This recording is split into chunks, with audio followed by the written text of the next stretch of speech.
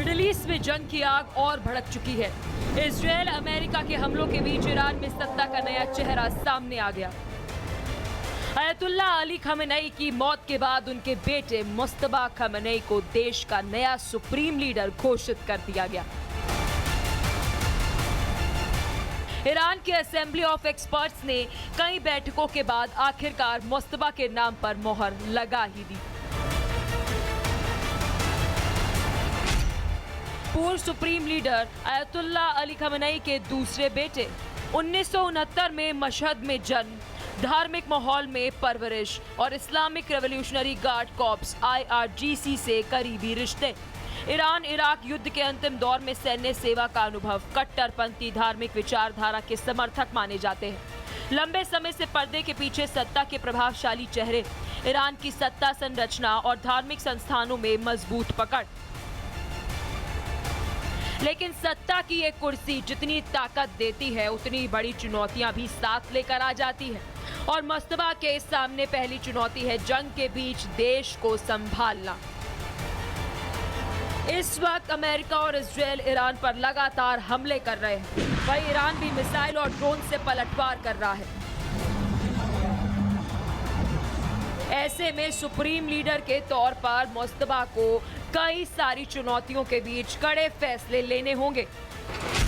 America और Israel के साथ जारी युद्ध का नेतृत्व करना, सैन्य दबाव के बीच ईरान की सुरक्षा रणनीति तय करना, देश के भीतर संभावित विरोध और असंतोष को संभालना, रेवोल्यूशनरी गार्ड्स और राजनीतिक गुटों के बीच संतुलन बनाना और पश्चिमी देशों के साथ तनावपूर्ण रिश्तों को मैनेज करना, कड़े आर्थिक प्रतिबंधों के बीच अर्थव्यवस्था को संभालना और परमाणु कार्यक्रम पर वैश्विक दबाव से निपटना, क्षेत्रीय सहयोगियों, प्रॉक्सी ग्रुप्स को एकजुट रखना और जंग में देश की स्थिरता, सत्ता की विश्वसनीयता बनाए रखना।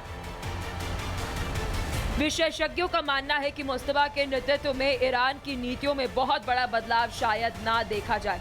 हालांकि एक बात तो तय है कि मुस्तफा खमेनेई का आगे का रास्ता उतना आसान नहीं होने वाला जितना लग रहा है। अमेरिकी राष्ट्रपति डोनाल्ड ट्रंप की नई धमकी कुछ इसी तरफ इशारा कर रही है। ईरान का नया सर्वोच्च नेता हमसे मंजूरी लेगा। अगर कोई बिना मंजूरी के खमेनेई के बाद सुप्रीम लीडर बनता है तो वो ज्यादा समय तक टिक नहीं पाएगा। हम ये सुनिश्चित करना चाहते हैं कि हमें हर 10 साल बाद वापस ईरान न जाना पड़े, क्योंकि जब तक कोई मुझ जैसा राष्ट्रपति नहीं होगा वो ऐसा काम नहीं कर पाएगा। यानी साफ है, मुस्तफा खमेनेई के सामने सत्ता की कुर्सी जितनी बड़ी है उतनी ही बड़ी जिम्मेदारी भी है। अब देखना यह होगा कि क्या मुस्तफा खमेनेई अपने पिता की तरह ईरान की सत्ता पर लंबे समय तक मजबूत पकड़ बना पाएंगे या फिर जंग के बीच उनका नेतृत्व नई चुनौतियों में घिर जाएगा।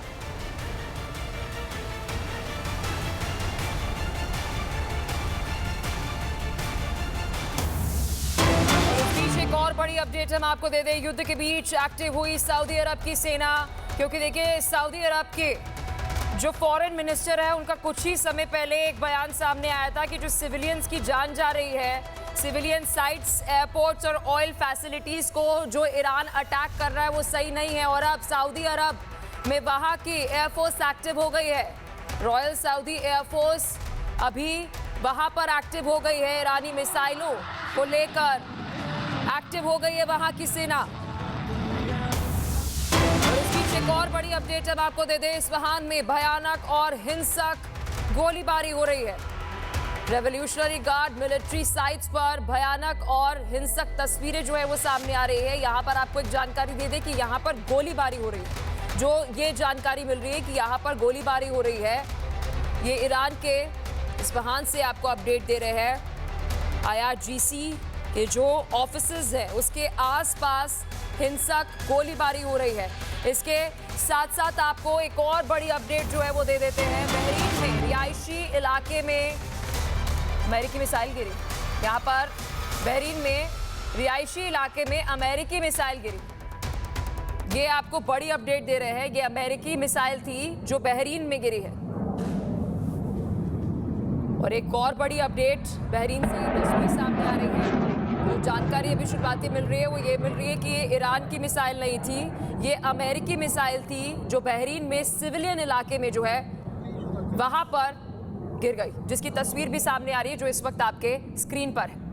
लगातार आपको पूरा एनालिसिस भी हम दे रहे हैं तस्वीरें दिखाने के साथ साथ। शैलेंद्र जी जो हमारे साथ है ही, लेकिन इसके साथ साथ हमारे साथ डिफेंस एक्सपर्ट मयंक चौबे जी भी जुड़ चुके हैं। सर जय हिंद, बहुत शुक्रिया, आपने अपना कीमती समय दिया। सर व्हाट्स हैपनिंग, क्या हो रहा है? अब सऊदी अरब ने पहले फॉरेन मिनिस्टर की तरफ से ये बयान सामने आना कि सिविलियन साइट्स और उसके साथ साथ अलग जगहों पर ऑयल डिपोज पर जो आप अटैक कर रहे हैं वो ठीक नहीं है, और अब उसकी एयरफोर्स जो है वो भी रेडी हो गई है। ये सवाल मेरे लिए जी मयंक चौबे जी, आपसे मेरा प्रश्न। बहुत बहुत धन्यवाद, सुप्रभात सभी दर्शकों को। और इतना बताता चलूं कि इस समय बहरीन में केवल अटैक हवा से नहीं हो रहा है, ग्राउंड फोर्सेस IRGC के हैं वो भी अटैक कर रही हैं, ये मेरे सूत्र मुझे बता रहे हैं। नंबर 2, आपने सऊदी अरेबिया का जिक्र किया है। सऊदी अरेबिया में जो मिसाइल गिरती दिखाई गई है वो एक्चुअली एक इंटरसेप्टर थी जो कि दागी गई थी सुरक्षा के लिए, लेकिन वो मैल फंक्शन हुई। पेट्रियट मिसाइल सिस्टम का ये वहाँ पर गलती थी और ये मिसाइल जाके उल्टी रिहायशी इलाके में गिरी है, अमेरिकी मिसाइल। तो ये हादसा हमको यहाँ पर देखने को मिला है। पर इंपॉर्टेंट चीज़ ये है कि बहरीन में अब ग्राउंड फोर्सेज एक्टिव हो गई हैं। अब तक युद्ध में हमने देखा था कि युद्ध जो था वो मिसाइल, ड्रोन और दूसरी तरफ से एयरफोर्स भी उसमें शामिल थी, लेकिन पहली बार सुनने में आया है कि ग्राउंड फोर्सेज यानी बहरीन में ग्राउंड फोर्सेज इस समय एक्टिव हो गई हैं। तो युद्ध थोड़ा सा और गरमाया जा रहा है इस समय, ऐसा दिखाया जा रहा है जी।